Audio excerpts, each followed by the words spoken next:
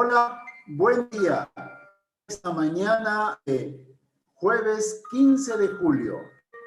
Esta es una transmisión de cuentos. Espero disfruten ustedes las historias. Esta transmisión cuenta con el auspicio del Ministerio de Cultura y también con el auspicio de la librería Quilca de Blanca Nélida Oré. Muchas gracias. Empezamos entonces con la primera historia. Y para esto voy a usar una pequeña tarjeta. Este cuento es el cuento que nunca se acaba. Hola, yo soy Anita. Soy una abejita que vive en una casa rojita. Anita, que come polen de una florcita. Ay, Anita, que vive en una casa rojita y come polen de una florcita. ¿Les gustó? Pues allí va el cuento otra vez. Esta es Anita la abejita, que vive en una casa rojita. Anita, que come polen de una florcita. ¡Ay, Anita! Que vive en una casa rojita y come polen de una florcita. Fin del cuento. ¿Les gustó? Pues ahí va otra vez. Esta es Anita, la abejita, que vive en una casa rojita, que come polen de una florcita. ¡Ay, Anita, que vive en una casa rojita y come polen de una florcita! Esta es Anita, la abejita, que vive en una casa rojita. ¡Ay, Anita, que come polen de una florcita! Anita, que vive en una casa rojita y come polen de una florcita. El cuento que nunca se acaba. Muchas gracias. Va entonces ahora otra historia, pero antes quiero mostrarles lo siguiente. Seguro ustedes conocen este trabajo hecho en cerámica. Se llama el torito de Pucará. Pero en realidad, este trabajo nació en un lugar diferente, Santiago de Pupuja. Debería llamarse entonces el torito Santiago de Pupuja, ¿sí? Así debería ser. Pero se conoce como el torito de Pucará. ¿Y eso por qué? Porque este torito se ofrecía en venta a los turistas cuando el tren hacía una parada en la estación de Pucará. Es que el tren no pasaba por Santiago de Pupuja, entonces los que lo confeccionaban viajaban a Pucará y ahí lo ofrecían. Y entonces se hizo conocido como el torito de Pucará. A la fecha, ahora sí lo confeccionan en Pucará y ha adquirido colores rojo, verde, azul, amarillo, y a cada color le asignan una característica. El amor sería rojo, el verde, la esperanza, el azul, la paz. Torito de Pucará.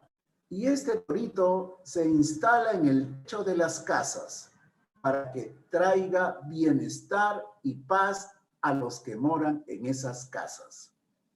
El torito de Pucará. Bien, va ahora entonces otra historia. ¿Recuerdan la historia del cuento que nunca se acaba? Pues aquí va otra historia de un cuento que no se acaba nunca. Resulta que este era un país en la que en una oportunidad, pues tuvo una gran cosecha de trigo. Era tanta la cantidad de trigo que se había dado que no había dónde poder guardarlo. Entonces el rey ordena a los constructores, pues, que levanten un inmenso granero. Los constructores empezaron a diseñar y después procedieron a la construcción de un gigantesco granero. Debían tomarse todas las providencias para que el grano que se guarde en ese almacén pues no sea atacado por las plagas. Y así fue. Terminado de construir ese inmenso almacén o granero, allí se depositó todo el trigo. Se cerraron las puertas. Todo estaba muy bien realizado, de tal manera que no podía entrar ninguna plaga.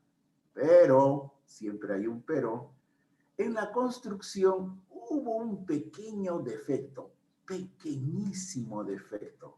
Por una de las esquinas de este almacén había una pequeña fisura, una grieta. Entonces, por allí podría pasar algo muy pequeño. Resulta que apareció una gigantesca plaga de langostas. Se acercaron al granero y no podían ingresar. De pronto, una de las langostas descubrió un pequeño agujero. Y por allí entró y sacó gran trigo. Después entró otra langosta y sacó otro grano de trigo. Entró otra langosta y sacó un grano de trigo. Entró otra langosta y sacó otro grano de trigo. Quien estaba escuchando este cuento dijo: ya pues, narrador, saltéate esa parte, ya sabemos que entró una langosta y sacó un grano de trigo. Y el narrador dijo: no puedo saltearme esa parte, porque si no el cuento no se va a entender. Y bueno, los escuchas dijeron: ya, continúe usted. Entró una langosta y sacó un grano de trigo. Entró una langosta y sacó un grano de trigo. Entró una langosta y alguien dijo: ¿y por qué no entran dos? Es que no pueden entrar dos. La fisura, el agujero es pequeñito, solo pasa una langosta a la vez. Y continuaba el narrador: entró una langosta y sacó un grano de trigo, entró una langosta y sacó un grano de trigo, entró una langosta y sacó un grano de trigo, entró una langosta. La gente dijo: ¡ya! Ya sabemos que entró una langosta y sacó un grano de trigo. Saltéese todo eso porque queremos llegar hasta el final. No puedo, porque si yo me salteo esta parte, ustedes no van a entender el final. Y continuaba: entró una langosta y sacó un grano de trigo, entró una langosta y sacó un grano de trigo, entró una langosta, sacó un grano de trigo. Y la gente dijo: ¡ya pare! Y lo aplaudieron al narrador. Era la manera que encontraron para darle final a la historia. Muchas gracias. Buen día, esta es una transmisión de cuentos con el auspicio del Ministerio de Cultura y también con el auspicio de la librería Quilca de Blanca Oré. Soy Carlos Torres, un cuentacuentos, un narrador. Están ustedes escuchando la dulce melodía de una cajita de música. Vamos entonces con otra historia. Esta historia va por el bicentenario, los 200 años de la proclamación de la independencia del Perú. Bien, y la historia es la siguiente. Esta es la historia del niño que juró fidelidad a la bandera. Era la mañana del 28 de julio de 1821. Se había organizado una gran fiesta. Nacía una nueva república, el Perú. Muy temprano, el general don José de San Martín proclamó la independencia en la plazoleta de la Merced. ¿Y dónde queda la plazoleta de la Merced? Pues queda actualmente, aunque no se conoce con ese nombre, en la esquina de los jirones La Unión con Jirón Huancavelica.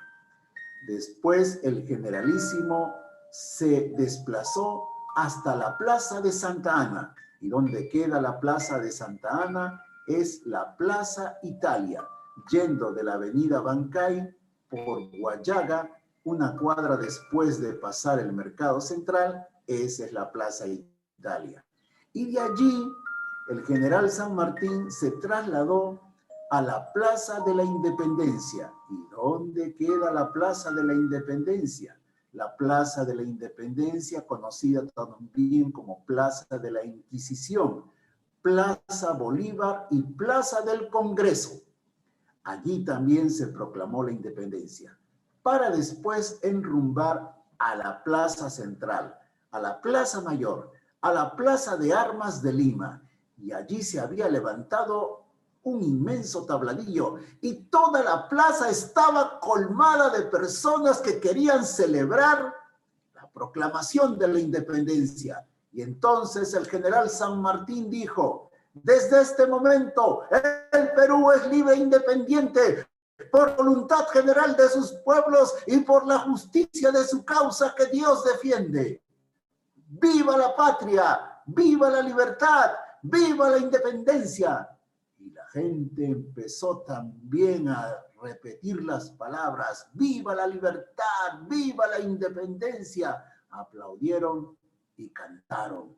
Cantaron un himno que por esos tiempos era muy famoso. No cantaron el himno nacional que conocemos ahora porque todavía ese no se había compuesto. Cantaron un himno que se conoce con el nombre de La Chicha, muy conocido en esa época.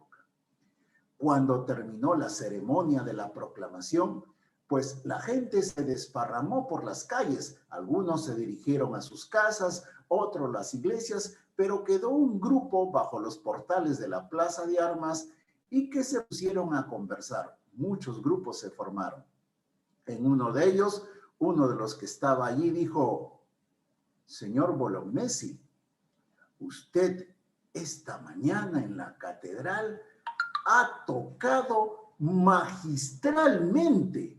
Se refería al organista mayor de la Catedral de Lima, el señor Bolognesi. Y él dijo: es que yo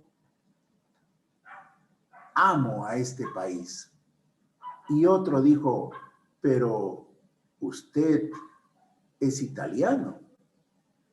Y el señor Bolognesi responde: sí, soy de Florencia, pero mi esposa y mis hijos son peruanos y yo amo al Perú. Después, ellos mismos también se marcharon a sus casas y el señor Bolognesi era esperado por su familia porque querían enterarse de cómo había sido la proclamación de la independencia. Y entonces el señor Bolognesi les contó, pero quien más escuchaba con la mayor atención era el hijo, que tenía 5 años. Él no se perdía ningún detalle. Cuando el señor Bolognesi hubo terminado, dijo: me voy. Tengo que estar en Plaza de Armas a las 3 de la tarde. Los hombres vamos a jurar fidelidad a la bandera. Cogió su sombrero, su bastón y salió de casa. Por las calles, mientras iba transitando, se veía un ambiente de fiesta. La gente estaba contenta, se saludaban, se abrazaban. Los postes que sostenían las farolas estaban adornados de rojo y blanco. Los balcones de las casas estaban cubiertas con mantas de colores y las damas que estaban ahí lanzaban flores a los caminantes. Mientras iba transitando el señor Bolognesi, alcanzó a escuchar que unos menudos pasos le seguían, como queriendo alcanzarle. Él se dio vuelta y era su hijo. Papá, espérame, que yo también quiero ir a la plaza. Pero hijo, esto es solo para los hombres que vamos a jurar fidelidad a la bandera. Pero yo quiero ir, dijo el niño. Yo también soy hombre y amo al Perú. Entonces, el señor Bolognesi ya no tenía argumento, cogió de la mano a su hijo y enrumbaron a la plaza de armas. El niño estaba todo asombrado, nunca hubiera transitado por esas calles. Veía un ambiente de fiesta. Las casas solariegas tenían sus puertas abiertas y mostraban los zaguanes interiores. También el niño vio que en las esquinas había mujeres que vendían anticuchos y otras picarones. Se veía, ¿verdad?, un ambiente de fiesta. Había muchísimas flores y todo era de color rojo y blanco. Llegaron entonces a la plaza. Había ya bastante gente. En eso, a las 3 de la tarde, sonó un clarín y apareció el general José de San Martín, acompañado de toda su oficialía. En el centro de la plaza estaba la bandera roja y blanca. Rápidamente se formó una cola inmensa de todos los hombres que iban a presentar fidelidad a la bandera. Y ahí entre ellos se puso el señor Bolognesi, teniendo de la mano a su pequeño niño de 5 años. La gente lo miró, quien lo conocía dijeron, mira, ¿no es acaso el organista de la catedral, el señor Bolognesi? Y trae a su hijo pequeñito. ¿Cómo se ve que le enseña los valores de amar a la patria desde que es muy niño? Iban acercándose y el señor Bolognesi le decía a su hijo, mira, esa es la enseña de la patria, la bandera representa al Perú y tú debes respetarla siempre e incluso, si se da el caso, ofrendar tu vida para defenderla. Y cuando ya estuvieron frente a la bandera, el niño besó los flecos de la bandera.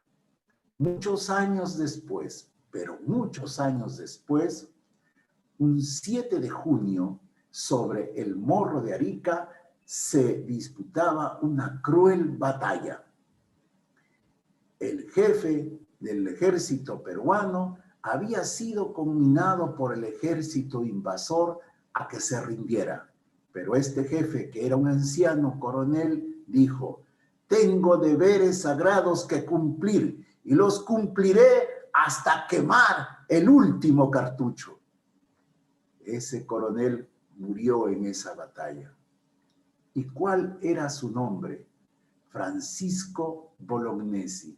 Sí, el mismo niño que en 1821 había presentado su fidelidad a la bandera roja y blanca. Fin de la historia. Esta es una historia emocionante. Es de las pocas historias que están llenas de mucho sentimiento. Muchas gracias. Esta es una transmisión de cuentos que tiene el auspicio del Ministerio de Cultura y de la librería Quilca de Blanca Oré. Va entonces una última historia. Esta es una tradición de don Ricardo Palma. Se llama Con días y ollas venceremos. Resulta, pues, que el ejército libertador estaba acantonado en la ciudad de Huaura. Huaura está al norte de Lima. Y en Lima, pues, estaba el virrey José de la Serna y tenía aquí en la ciudad un poderoso ejército. Era ya el año de 1821. El general José de San Martín quería evitar a todo trance que ocurriera un enfrentamiento entre ambos ejércitos, pues el saldo sería muy trágico. Él apeló al juego político. Se iniciaron conversaciones entre el virrey La Serna y el general San Martín, las que se realizaron en la localidad conocida con el nombre de Punchauca. Mientras tanto, en la ciudad de Lima habían grupos de adherentes a la causa patriótica, pero que no podían entrar en comunicación con el general San Martín que estaba en Huaura. ¿Y esto por qué? Porque si se mandaban cartas, habían retenes de los soldados realistas que capturaban a todos aquellos que llevaran alguna comunicación y los fusilaban. Entonces el general San Martín no tenía manera de cómo comunicarse con los patriotas que estaban aquí en la ciudad de Lima. Una tarde, mientras caminaba por la única calle que tenía Huaura, al final, donde ya casi no habían casas, había un corralón gigante y en el fondo había un horno. Entonces ingresó y un señor estaba ahí trabajando. Y le dijo, ¿y aquí qué cosa hace? Pues yo hago ollas, platos, jarras, las hacía de barro y después las metía al horno para que adquirieran dureza y se puedan utilizar. Entonces el general San Martín dijo, ¿y sería posible hacer una olla que tuviera un doble fondo y que en ese doble fondo oculto pueda meterse una carta? Y el hombre le dijo, sí, el ceramista, sí se puede hacer. A ver, hagamos una prueba. Hicieron una prueba, metieron el papel en el fondo falso, en el doble fondo, lo metieron al horno, rompieron la olla y efectivamente el papel no se había quemado. Entonces el general San Martín le dice, hágame usted 12 ollas y me las lleva a mi despacho. Resulta que se organiza todo y pues ya tenían las ollas con los mensajes en el interior. Y el mismo ceramista, el mismo constructor, él mismo llevaba su mercadería a venderla a la ciudad de Lima. Así que cargaba sus 2 burros con todo lo que tenía para ofrecer. Llegaba a los retenes donde estaban las tropas realistas, lo rebuscaban y no encontraban nada y lo hacían pasar. Y cuando él llegaba a Lima, él mismo pregonaba su producto. Ollas, ollas, platos, jarras del mejor barro. Así iba ofreciendo, hasta que acertó a pasar por la casa del señor Luna Pizarro, uno de los patriotas que estaba conspirando a favor de la causa del Libertador. Y en ese momento baja su criado, se llamaba Pedro Manzanares. Pedro Manzanares recoge las ollas, paga y se las lleva pues a su patrón, ya estaba todo convenido. Al día siguiente regresaba pues el ceramista y seguía ofreciendo su mercadería, ya lo último que le quedaba, ollas, platos, jarras, y en ese momento bajaba la carrera Pedro Manzanares con las ollas diciendo, oiga, usted me ha vendido ayer estas ollas, son todas muy malas en calidad, todas se chorrean, no contienen nada. Ya era algo que estaba convenido, lo que pasa es que estaba devolviéndole las ollas con la respuesta. Y muy cerca de donde ocurría todo esto, había una barbería. Y el dueño de esa barbería era un español, un godo, el cual salía y se acerca y dice, ¿cómo? ¿Cómo vas a estar reclamando por unas ollas que cuestan tan poquito? ¿Acaso tu patrón no tiene plata? Yo no tengo tanto dinero y no haría tanto escándalo. Y Pedro Manzanares dice, ¿y quién le ha dado vela en este entierro? Godo, métase a su barbería. Y entonces el godo saca su navaja y amenaza a Pedrito Manzanares, el cual parte a la carrera a esconderse en la casa de su patrón. Esto saben cuándo pasó, el día 14 de julio. Y pues, menos mal que la tropa de oficialía no se dio cuenta. Imagínense, si hubieran querido investigar, encontraban que esas ollas tenían doble fondo. Al día siguiente, el virrey La Serna abandona la ciudad e ingresa el general don José de San Martín, y el 28 de julio, pues se proclama la independencia. A partir de ese momento, cuando el general San Martín quería redactar una carta, la que debería llevar una clave, diríamos ahora una clave, pero en esa época se llamaba el santo y seña, él dijo, ponga el siguiente santo y seña, se lo dijo a su amanuense, a su secretario, con días y ollas venceremos. Fin de la historia. Alguno podrá decir, no, pero esto debe ser una invención del tradicionalista Ricardo Palma. No, es un hecho real. Con días y ollas venceremos. Muchas gracias. Y este fue el final de esta transmisión de cuentos, que cuenta con el auspicio, valga la redundancia, del Ministerio de Cultura y de la librería Quilca de Blanca Oré. Muchísimas gracias a aquellos que se conectaron. Gracias también a aquellos que vean este video en diferido. Y al final, saludarles. Felices fiestas patrias. Yo recuerdo que cuando niño, pues todas las calles ambientadas de rojo y blanco, recuerdo que se vendían panetones, sí.